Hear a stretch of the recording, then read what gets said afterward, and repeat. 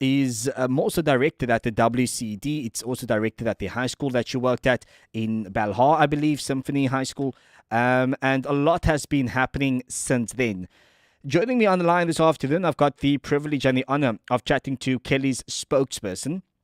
And her name is Vanessa LaRue. Now, Vanessa has been dealing with these type of cases for a very, very long time, for more than a decade now. So she's well versed in these type of things. In actual fact, she's the founder of a organization called Parents for Equal Education South Africa. She joins us on the line this afternoon as Kelly Manus' spokesperson. First things first, Vanessa, good afternoon to you. Thank you for taking the time out and joining me today. Hi, good afternoon, Cliff, and good afternoon to your listeners.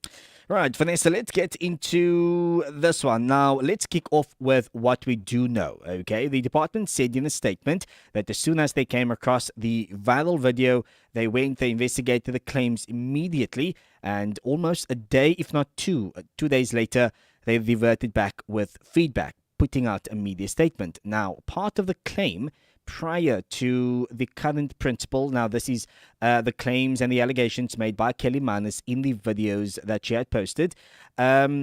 She was on course to get a permanent post because she qualified and ticked all the boxes. But apparently, this then never transpired. This never took place. Now, the department said that her appointment was not converted because she did not qualify for conversion according to the Education Labour Relations Council Collective Agreement 2 of 2024. So, Vanessa, what do you make of this response by the department? Cliff, to be honest with you, I think that is where we must be honest with each other. It's a lie. Okay. There's proof that it is a lie that the department is saying. Mm-hmm. The previous principal, Mm-hmm. there's documents stating that on the 23rd of June 2023, this was a vacant post Mm-hmm. that Kelly occupied. So on the 23rd of June 2023, it was signed off by the SGB, by the principal and the circuit manager for conversion to be permanent. So what the department says is an absolute lie because it's on paper. I see. Okay. So could it then also be that there was somehow along the grapevine that there was a misunderstanding with the documentation, the wrong documentation, perhaps maybe the incorrect documentation that was sent through, again, coming through just based on what the department mentions, and that the circuit manager and that the principal and GB in this regard was incorrect by assuming that she qualifies when in actual fact, according to rules and laws, she doesn't. Could that also have been the situation? No, you must remember, Cliff, the WCED doesn't make that decision. Mm-hmm. They approve it based on Okay. the recommendations of the SGB, the principal, and the circuit manager sign it off if everything is okay. Mm. So it's a lie what they are saying. What really happened is Kelly was allegedly sexually assaulted. Mm-hmm. After this documentation was handed in. That was in November of 2023. Okay. And she reported it.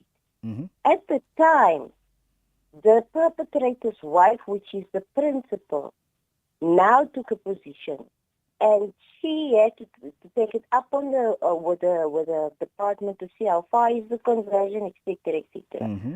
There's even a paper that she signed that Kelly qualified for the position. And sorry to just break your word there, Vanessa. When you say there's a paper that she signed, you're referring to the current principal. Yes. Okay. That she signed that Kelly Mm-hmm. converted, qualified for the position to be converted. Mm-hmm. It was a vacant post. It was never anything else. Okay. And the previous principal was honest. Mm-hmm. The SGB was honest, and the circuit manager was honest when they initially filled in these forms. Okay. And send it away. All right. Okay. So what you are saying is that essentially this post should have been converted because this really wasn't the education department's decision to make, but more them just saying, yes, we'll take your recommendation. It is a vacant post and let's appoint her. Essentially, that's what you're saying. Yes, because the circuit manager obviously is the highest authority to send it away or to approve it. So once he or she approves it, they send it to the department for conversion. Okay. That means everything is ticking the boxes. Yeah. All right. I hear you. All right. So let's talk about the sexual harassment claims that were made. Now, this one, in actual fact, I think out of everything else, let's be honest for a moment, out of everything else that has been alleged and claimed in the video, I think this one struck the biggest chord. Right. Out of Yes. everything, really. So the sexual harassment claim is the one that struck the biggest chord, given that this is a teacher that works with, high school kids. He's been teaching for many, many years. Now, the department says that the claim that Kelly has made, stating that the WCD didn't take any action when the allegations was brought to their attention for the first time. The WCD also stated that they wanted to deal with the matter formally, but Kelly refused and wanted to deal with this matter of sexual harassment informally. Now, firstly, the question to you, Vanessa, did the WCD reach out to Kelly to deal with the matter formally? And if so, did she refuse to have this matter dealt with in an informal matter rather? No, that's a lie. That's the other lie. What happened was this happened on a Friday. Mm-hmm. On the day it happened, you must remember Kelly herself was a student of these two people. Mm-hmm. They truly, in fact, when she applied at Symphony, it was on their recommendation because she was at Valhalla Park. Kelly is, if you sit 5 to 10 minutes in Kelly's presence, you would realize that this is a young lady that just sees the beauty in the world. Mm-hmm. She's naive. She's ignorant. She doesn't, not ignorant in a bad way, ignorant to the fact that, no, I don't think they really mean it. That type of thing. That bad things can't happen. Okay. So what happened is, on a Friday, this happened on a Friday while they were busy with a fundraiser. Mm-hmm. She then, in her state of shock that this man did this to her, Mm-hmm. she went to a colleague and said to the colleague what happened, what just happened to her. On the Monday, she came back to school and she immediately reported it to the principal in the presence of the perpetrator. He never denied it. Okay. He never denied that this happened. Okay. So this happened, and it was only the three of them in, let's assume, the office. It was only the three of them that was present when Kelly brought this matter to the fore. There was a fourth person. There was a She fourth took person. someone with. Okay. So there was a witness. Yes. Okay. So the principal was furious with her at the time, Mm-hmm. and because she knows them for quite some time and has this respect for them, she said to the principal, "Listen, ma'am, I don't want anyone to lose their jobs. Let's just sort it out internally here. I just want an apology, etc." The principal in her position should have said, "Kelly, as far as the allegation," and this man doesn't deny it because he said to her when she was in a state of shock, he said to her, "Jy stel nie vir my sê kan nie daar vat nie. Ek mos nie seksual connotations daaraan nie. Ek doen dit met my kind ook." Okay. This was her words to her. And she said, because she saw how angry the principal was at her, she said, "Let's sort it out internally." What the principal should have done was saying, "Kelly, whether you want it informally, whether I want it informally, protocol and my position requires me to do it formally because of the nature of the allegation." They abused the little knowledge that this child had about procedures, etc., to their own advantage, and she didn't report it. The principal didn't report it. Okay. Never Kelly said, "Let's leave it, anything." After a few months when she had nothing, she approached the circuit manager over this case. This is even prior to this thing of her job. She approached the circuit manager and he reported to her too. They didn't even report it to labor. The circuit manager and the principal then came to her with a page to say, and luckily she had this page in her position, to say she reported it to labor. When she made the first initial video, someone from labor reached out to her and said, listen, give your details so that I can check what is the status of your case. And there was nothing reported ever to labor. Okay. So what? So Not the circuit manager, not yeah. the principal, none of them reported that Okay. So to labor. the circuit manager was made aware of this months after the claims and allegations was brought to the principal and then the then individual. Months later, then Kelly went to the circuit manager because she hasn't heard anything back and there hasn't been any feedback. Yes, And so in this regard, there was no, and according to you now, Vanessa, are you saying that there was no response from anyone within the WCD to say, let's deal with this matter in a formal sense? Is that what you're actually saying? yes. Okay. None of them. None of them. None of them. All right. They Just didn't offer. They didn't offer psycho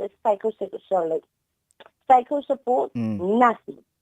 At this point, that child is still falling apart. okay. All right. Just coming to a close as well there, Vanessa. Now, part of the claim also, and then obviously, and now we're getting to a bit of the latter aspect of this. Kelly also mentioned in the video, listen, she's unemployed now, due to the contract ending. She's got the house that she needs to pay rent and all of these things. What is she going to do? The department says that's incorrect. She's not unemployed. In actual fact, she is employed. So as we speak today, right here, right now, what is Kelly's employment status? Last week, Wednesday, Kelly informed me the evening that she received a call from the WC that she must report to the school the next day. I asked the Kelly, is this a permanent position? She said that, yes, that is what they are saying, it's a permanent position. I said, Kelly, if it's a permanent position, please take it. But remember, it can also be a bribery post. Everything is so chaotic. Yesterday, the same day that she reported to the school, she heard from me after a journalist contacted me because the WCD said it's a year contract. Then the circuit manager went and said, no, it's a 3-month contract. We're not sure what she's signing now, whether it's a 3-month contract, she received some papers, or they asked her to send in her papers. So up till today or yesterday, Kelly didn't have a formal contract. Kelly wasn't on a attendance register of the school.